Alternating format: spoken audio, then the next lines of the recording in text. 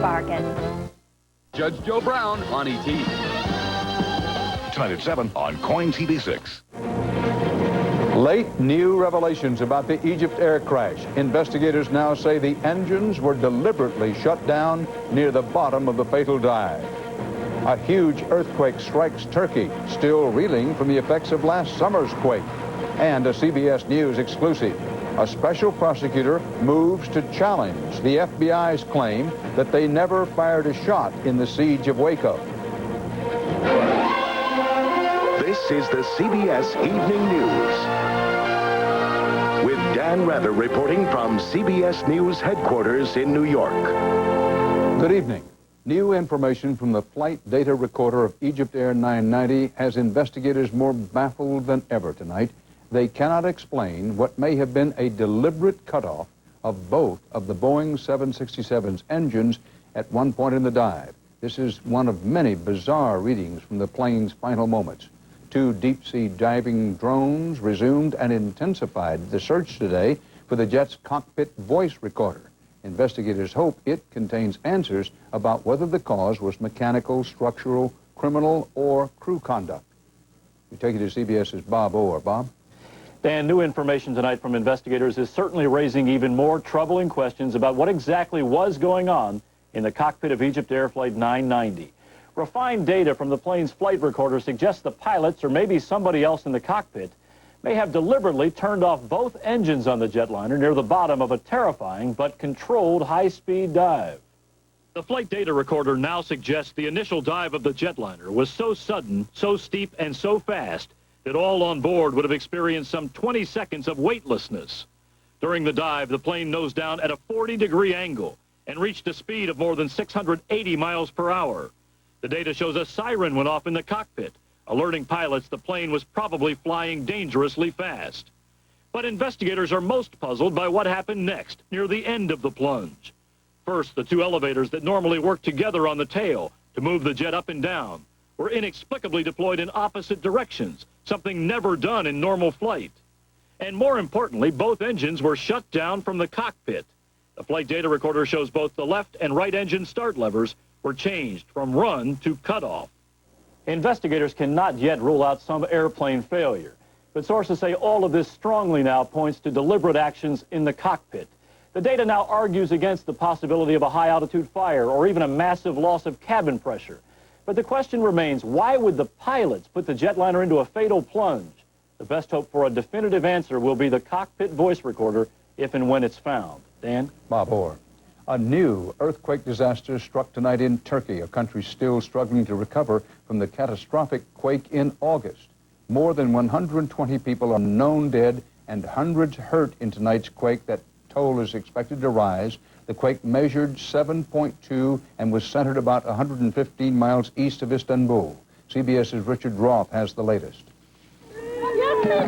From the smoking rubble of shattered buildings tonight, there were desperate cries for help. The earthquake hit as evening fell, strongest in the towns of Bolu and Duce in western Turkey. A local hospital was evacuated. A makeshift emergency room set up outside was quickly overwhelmed.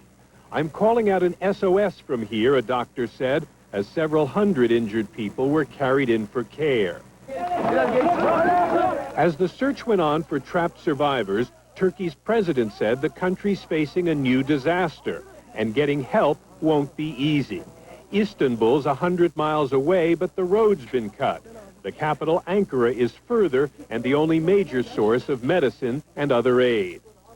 An earthquake like this has been the constant dread in a place where the ground's been shaking for months. Just yesterday, 2 people were killed when western Turkey was rocked at midday.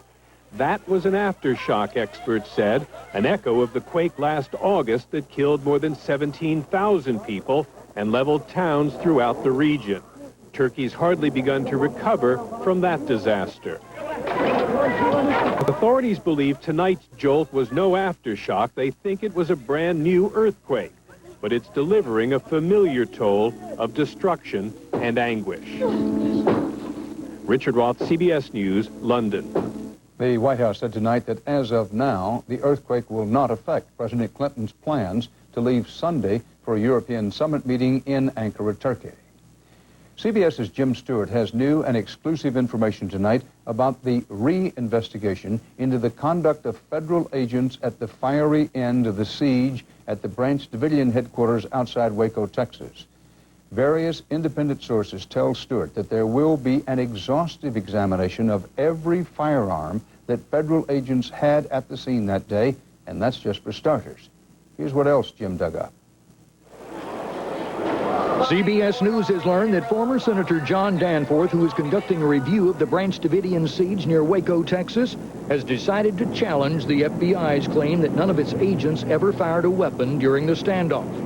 Sources say Danforth has asked the Bureau to produce all of the approximately 430 weapons carried by agents on April 19, 1993, the day the siege ended, and that he intends to make comparative tests on each weapon to determine whether it was used that day. Concerned over shipping so many firearms to Danforth's St. Louis offices, the FBI is negotiating with the special counsel to conduct the test in Washington. Danforth's request appears to underline his decision to stick to what the FBI and Justice Department did to end the siege and not events leading to it. We're not going to be getting into issues of whether it was a good idea or not for the government to take on the Branch Davidians in the first place, but rather whether they did bad things. Danforth is said to be particularly focusing on several FBI sniper rifles like these Remington Model 700s, which fire .308 caliber shells. A dozen .308 shell casings like these were found outside an FBI sniper post after the siege. Lawmen suggest, however, they were left over from the day ATF agents first raided the compound and used the same location and were not fired by FBI snipers. In addition, Danforth has also asked a federal judge to oversee a reenactment of the final hours of the Davidian siege to determine whether agents fired that day. There are conflicting expert opinions on whether these tiny flashes appearing on an infrared tape made that day are gunfire or meaningless reflections. Danforth wants to run a test duplicating the exact type of infrared equipment used that day and the exact type of aircraft it was in, plus its exact altitude, the weather, and angle of sun to see if gunfire can be spotted. What this all means is that the latest Waco reinvestigation is going to take far longer and be far more complicated than anyone first believed. Sources at the Justice Department say they have serious doubts that any such test will be conclusive, while officials at the FBI appear ready to go along with just about anything if it would help put this issue to rest. Dan? Jim Stewart, thanks. American targets came under fire today in Pakistan, and officials suspect alleged terrorist kingpin Osama bin Laden may have been behind these coordinated attacks. 9 homemade rockets were fired from cars near the U.S. Embassy, an American cultural center, and UN offices. Several people were hurt, but no Americans. CBS's David Martin points out these attacks came 2 days before UN sanctions began against the Taliban rulers of neighboring Afghanistan.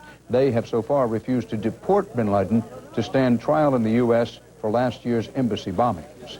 Still to come on the Friday CBS Evening News, the tapes left behind by the Columbine High killers. Infection and hygiene, how hospitals can make you sicker. And the Battle of the Burbs, a campaign to ban the leaf blower.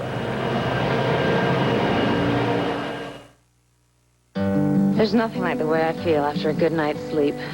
That's why I love my Tylenol PM. For me, there's just no reason to have trouble sleeping. I take Tylenol PM before bed. It stops my pain and helps me sleep. So I'm ready for another great day.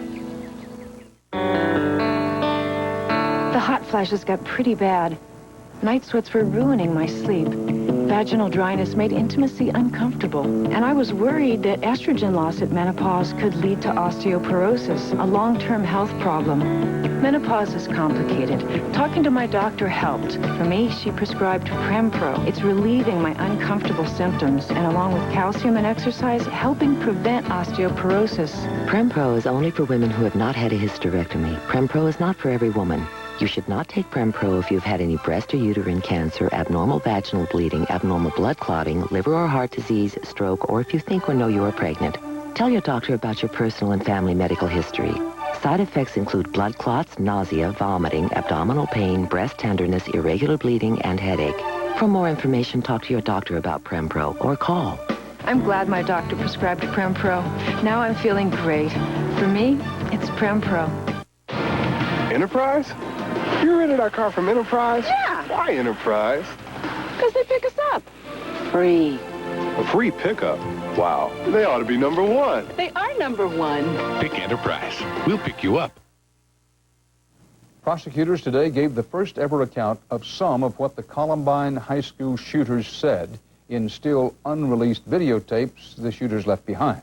The brief excerpt was read in open court today during sentencing of the man who sold the two teenagers the semi-automatic handgun they used. CBS's John Blackstone is on the Columbine case. Brian Rohrbaugh came to court today to remember the son he lost at Columbine and to learn more about the teenage killers who took his life. Dylan Klebold and Eric Harris left behind a collection of videotapes they created themselves, describing events leading up to the shooting, details Rohrbaugh has wanted to know for months. It's important to me to know everything that happened to my son. You know, we want to see all the evidence. And at this point, we haven't been able to. Today, for the first time, an excerpt from one of the tapes was read in court at the sentencing of Mark Manus, who pleaded guilty to selling the semi-automatic handgun used in the shootings. In the excerpt, Dylan Klebold refers to Manus and another friend who helped them get the most powerful weapon in their arsenal. On the tape, Klebold says, "Oh, I'd like to make a thank you to Mark and Phil. It was way cool. I hope you don't get caught. They helped us do what we had to do." The bullet that killed my son came from this Tech-9. And so very much he's an accessory to the murder of my son. At the sentencing, which was closed to television cameras, families paid tribute to those who were killed and wounded. Prosecutors say the excerpt read today is the only part of the killers' videos they'll release. They say making the videos public would help the killers achieve the cult status they wanted. But Brian Rohrbaugh suspects there are other reasons authorities want to keep the tape secret. What I've heard about the tape is that Harris and Klebold are making fun of how inept the sheriff's department is. And now, with a number of civil cases pending, it seems almost certain attorneys will demand access to the video diaries of the Columbine killer. Moments ago, Mark Manus was sentenced to 6 years in prison for supplying one of the guns that made the slaughter possible. Dan? John Blackstone.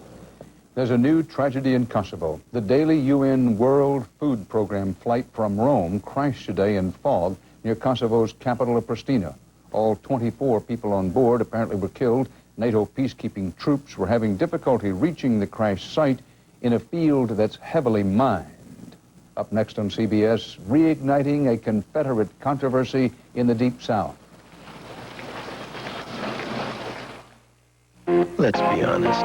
There's really no such thing as a gracious winner. You might say things like nice game or shake your opponent's hand. But no matter how humble you are on the outside, deep down on the inside, you're saying, I'm better than you are. The Mitsubishi Galant, ranked the #1 family sedan under 20 grand by Car and Driver. Better than Accord or Camry. Boy, we just love saying that. You know my friend Mr. Moretti, he worries about the arthritis pain in my hands. So he came with me to the doctor. Now I am on a wonderful treatment. Tylenol Arthritis Extended Relief. Take comfort in our strength. Great meal. Uh-oh, gas pressure. What now? What else? Gas X, with the most powerful medicine for fast relief. Nothing works faster. Hey, want to go for ice cream? Gas X, the power to fight gas fast. Professor, tell us about your discovery. Absolutely. You can get all your long-distance calls for under $1. How is that possible? Just dial 1010-220. It's only 99 cents for all calls up to 20 minutes and just 9 cents a minute after that. When do you get these rates? Every hour of every day. And no monthly fees. Did you hear that? Yeah, no monthly fees. I told you they'd love it. Dial 1010-220. We will never, ever smoke up this house again. We are quitting with the patch. Nicoderm CQ. With the steps. There's a lot to be said for steps. Nicoderm CQ has 3 steps, so you can step down your dose gradually, the way doctors and pharmacists prefer. Was this a great idea or what? Commit to quit for the American Cancer Society's Great American Smokeout with Nicoderm CQ. On your CBS Market Watch, the U.S. economy is putting out still more signs of robust growth without inflation. Productivity, the output per hour of American workers, climbed at an annual rate of 4.2% in the third quarter, while labor costs rose just 0.6%. Retail sales pretty flat in October. All this was good news for investors worried about possible inflation and higher interest rates. The Dow Jones Industrial Average up 174 points. The NASDAQ, yet another record, up 23. African-American leaders have been threatening an economic boycott against the state of South Carolina over its display of the Confederate battle flag. This emotion-packed issue raged again today in Charleston with the reburial of Civil War dead. CBS's Byron Pitts tells what it's all about.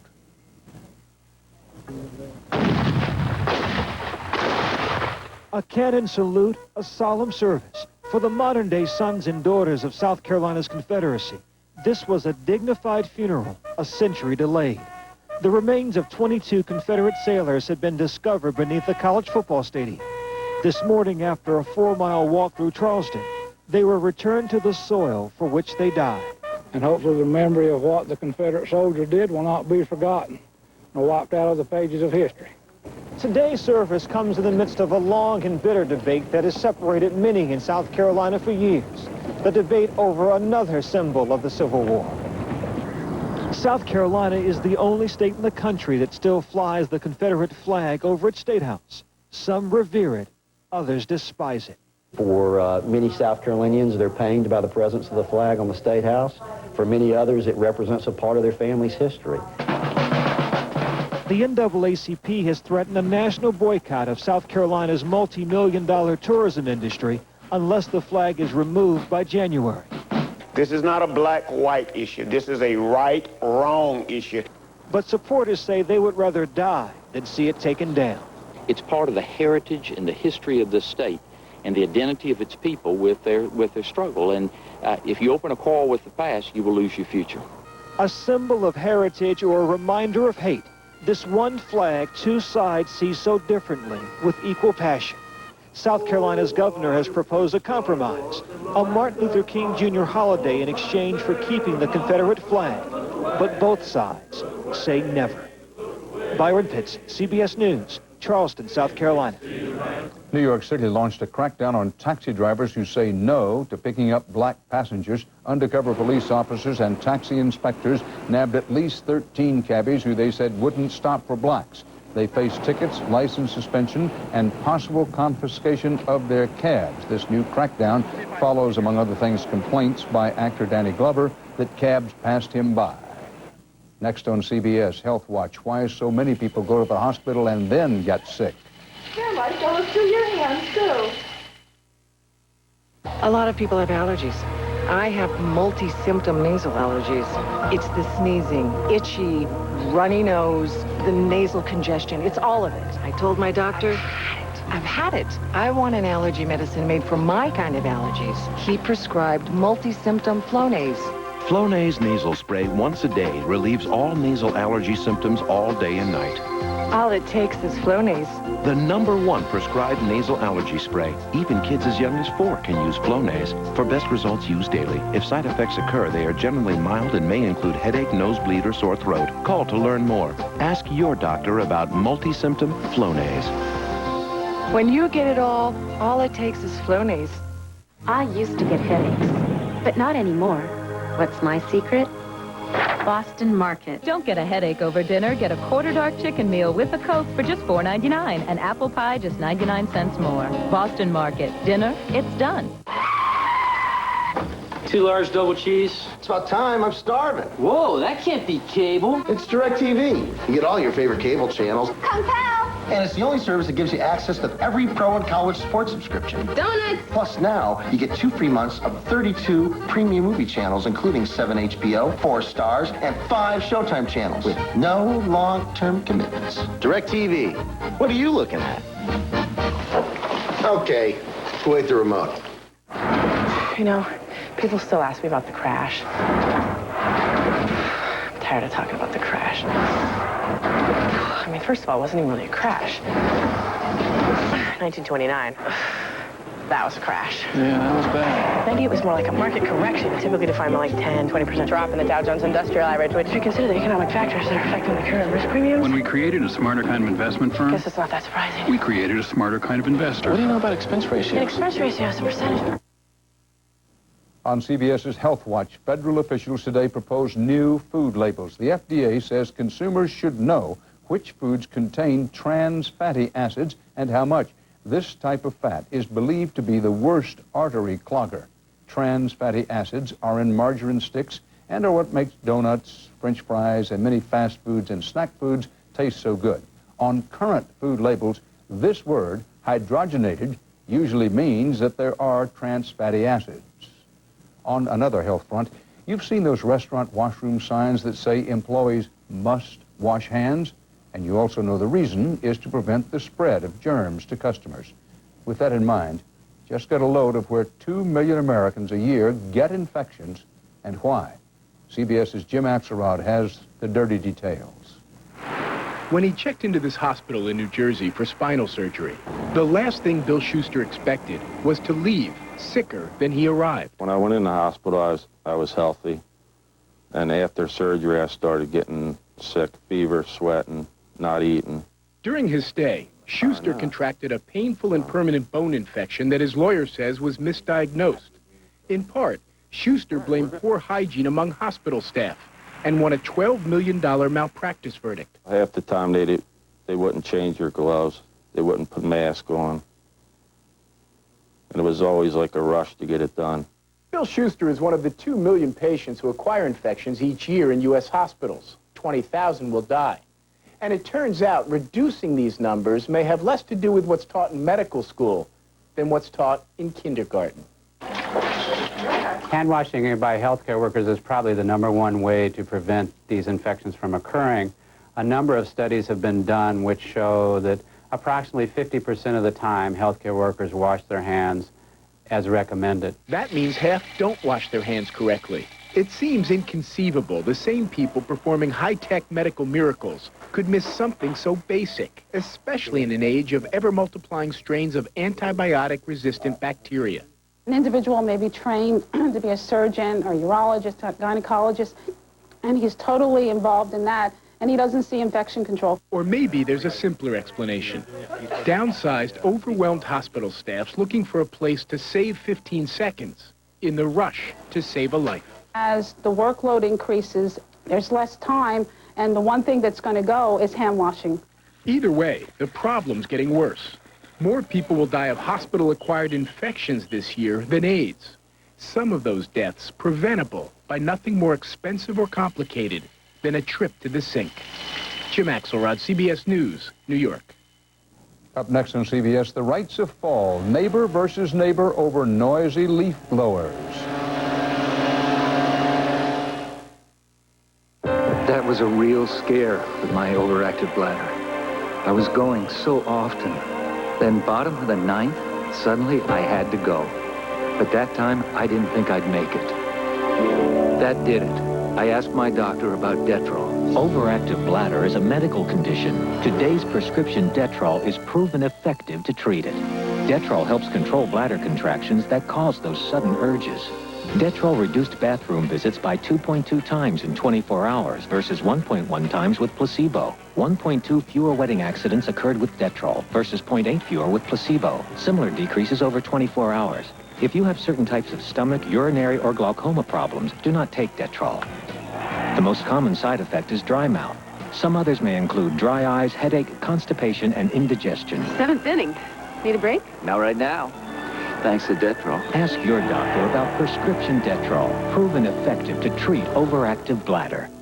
Suffering from nasal congestion? A new kind of relief is about to be revealed. Introducing Natravent, the only preservative-free nasal spray. For long-lasting relief, new Natravent. No preservatives, fast relief. This delicious green bean casserole is not the only way to enjoy French's French fried onions. Even standard spuds become a savory side dish. At the head of his cooking class. Smile, you've got French's. 6 months ago, I wouldn't have considered doing this. Today, it's a different story. Introducing PharmaSure Joint Formula, scientifically formulated with ingredients that help rebuild and renew existing knee and hip cartilage. 99, 100. Phew, we made it. Grandma, where's Bunny? Oh, you're kidding. PharmaSure, inspired by life, created by science. Only at GNC, Rite Aid, and drugstore.com.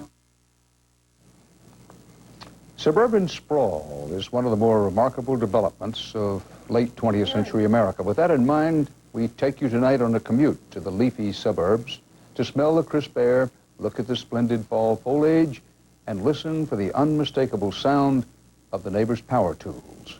CBS's Bill Geist is our man in suburbia. We love fall foliage, as long as it stays on the trees. But once the leaves drop, it's all out war. Grab a rake. It's horrible. Mercenaries are hired. Children enlisted. We all become soldiers, tracking down the enemy. Little things from this tree. Using any means at our disposal to fight the autumnal onslaught. But now these weapons of the leaf wars themselves are under attack. Leaf blowers have essentially destroyed the peace and quiet of suburbia. Sherry Kipple is an anti-leaf blower militant. Stop the lunacy. That's the name of my grassroots action group. When you walk out the door here, it's not like you're hearing a noise. You're under assault by noise. I'm plotting out the properties that use blowers. And as you can see, the green properties are properties that use environmentally sound lawn maintenance techniques. Rakes. Supported by scientific data from the Noise Technical Assistance Center. Noise causes demonstrable physiological, psychological, and biochemical impacts on the human body. Dozens of communities nationwide have enacted restrictions and outright bans. Muy importante. In trendy California, landscapers are taking leaf blower etiquette classes. Pásele.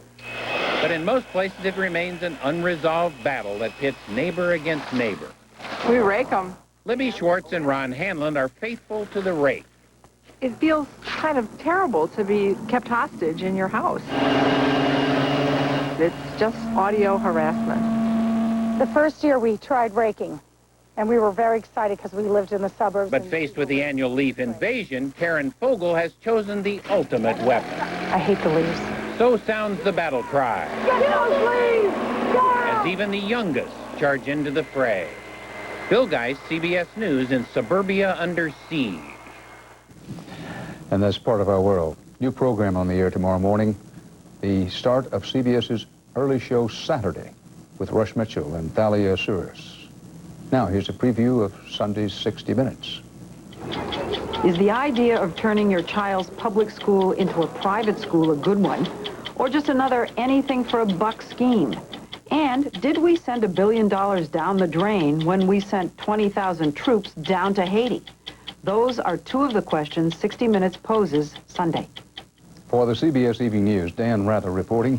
Good night and have a great weekend. For news 24 hours a day, CBS.com on the internet and on our interactive partner, America Online, at keyword CBS News.